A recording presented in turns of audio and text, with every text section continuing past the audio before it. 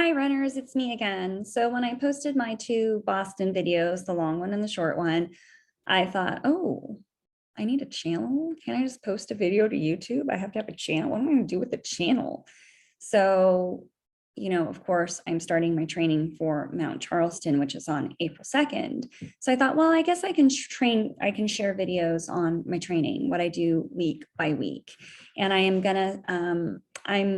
I wanted to maybe do the Hanson's advanced plan, but again, it's just too much mileage for me with my work schedule. If I had someone to train with who was like, hey, I'm doing the advanced plan too, paces are about the same, let's do it together, then I would. But waking up that early and doing the speed work and the long mileage in the dark, it's really not that motivating. So I'm sticking to the plan I used before, which is that beginner plan with 2 SOS workouts a week. If it's not broke, don't fix it. So it worked well for me the first time. So I'm just going to stick with that. And I can work that schedule around my lifestyle. So it started on Sunday. I was supposed to run 6 miles easy, but I was in Las Vegas with my husband and he was staying for work. And I drove back to Southern California and I was a dummy and I left Las Vegas at 10 a.m. on Sunday morning thinking I would beat traffic. What a moron. I should have left at 6. I was on the road for 8.5 hours. Those of you that aren't familiar with Vegas and Southern California, it's a 4-hour trip. So it took me twice as long. And I was in a parking lot. There's no accident. It's because the 15 is only 2 lanes. And why with all that space, don't they make it 3 or 4 lanes? I don't know. But I started almost having an anxiety attack because I was like, oh my gosh, I can't get off this road. Anyway, I gathered my thoughts and I made it home. Needless to say, I did not run that day. So I was like, well, that's okay. Instead of having my rest day Tuesday, Friday, I'll just do Sunday, Wednesday. So because at the beginning of this plan, you get 2 rest days and then it goes to 1. So Sunday, I was like, forget it. That's not happening. Monday morning, I ran 6 easy with my friend and my average pace was a 9:27. My heart rate was a 146 and it felt hard. It didn't feel easy. Tuesday, I did another 6 miles, same friend, 9:42 average pace. Average heart rate was a 141. So slower, brought my heart rate down. Wednesday was an off day. Thursday, I felt great. I ran 9:33. My average heart rate was a 137.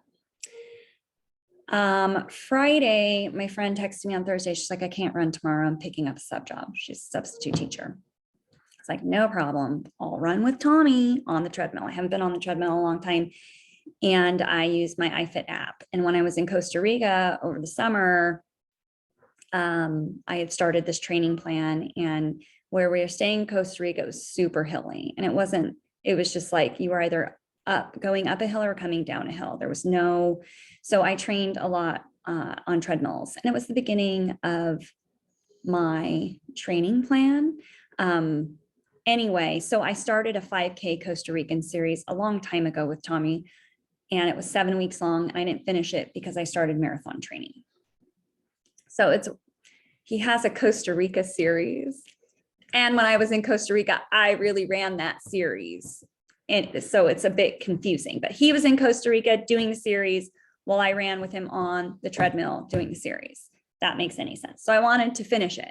So I did 6 miles with Tommy on Friday. I did 2 sessions with Costa Rica. One had intervals in it, and the other one was just an easy recovery run. So I just combined them. But it was interesting, the one with intervals, it was 1 minute on, like 1 minute hard, 1 minute easy, 8 reps. And he was towards the end, he was like, okay, this is where, as a runner, you make a choice. Where you make a choice when it starts to get hard. You choose to be successful in this moment, or you're going to choose to slow down and prolong that success. Like, it's up to you. And I just thought that was really, of course, great advice, because in the final 10K of a marathon, that's always for me where I'm grappling with myself. And I didn't feel on that run like I do at the final 10K. but it was just something that resonated with me that comes up for me when in the final 10K of a race. I'd really like to run a marathon where the final 10K feels great. I've yet to meet that marathon. I'm always struggling at that final 10K, which is why I can't negative split a marathon. One day I will. So anyway, that was interesting. It was just nice to run on the treadmill using iFit for a change. And I can do that right now because I'm still like, it's week 1. So, and then today is Saturday. I ran 6, 9:27 average pace. Average heart rate was a 143. Same pace as what I ran on Monday, but my heart rate was a little bit lower, but still all too high. So tomorrow I have a 6-mile easy run, and I'm really going to just focus, like try to keep it in my easy heart rate zone. And that's my goal. So forget pace. And so for my easy runs, the Hanson plans have a pace zone for me for easy, and it's a 9:15 to a 10:45. It's a huge zone, but again, it gives you a lot of freedom, which I like. It's not like you have to do this. It's a range of however you're feeling. So that I enjoy. Next week, I also need to focus a bit more on my nutrition and my hydration.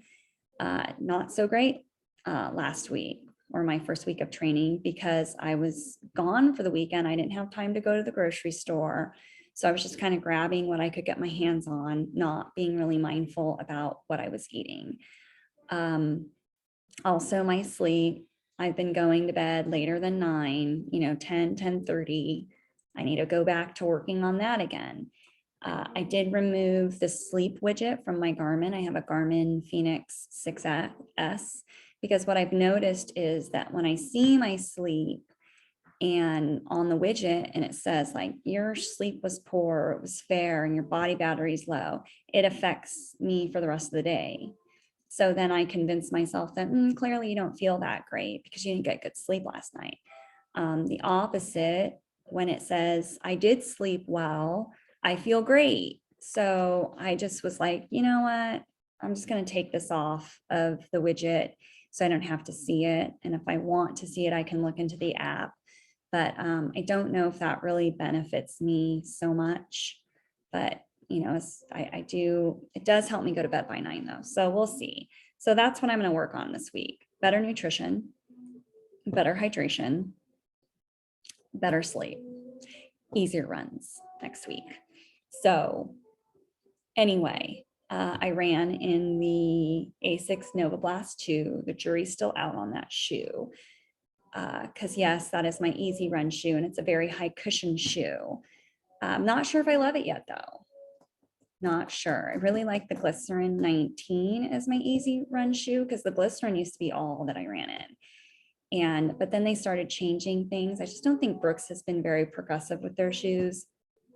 So, but I really do like my Glycerin 19, but I wanted to try the Nova Blast because people raved about it. I listened to a podcast and everyone was like, it's one of their favorite non-plated easy day shoes. So, and it's a neutral shoe. Anyway, I can't, you can go check out some shoe reviews. But I'm trying it out. I'm not really sure yet. So we'll see. And, and I bought the Asics. What is it? Metaspeed. I don't know. It has Tokyo on it. I don't remember. Metaspeed Sky. The name is kind of ridiculous because I can't remember it. But I'm waiting for that to come. So Run Like Heller says she loves it. So I was like, kids are talking. I was like, I'm going to try the shoe. So shoe addiction. What do you do? I guess it's a healthy addiction, right? Okay. Well, that was week 1. So lots of easy 6-mile runs. So let's see, for the week I have just 30 miles this week, 30 miles. This plan will take me typically between the 40s and 50-mile range. I feel like my body also responds really well to 6 days a week, because I haven't been running 6 days a week since Big Bear. And I just feel like it's taken me a bit longer to get into a rhythm. But I'm also still can really feel that I'm recovering from Big Bear, because that took a lot out of me.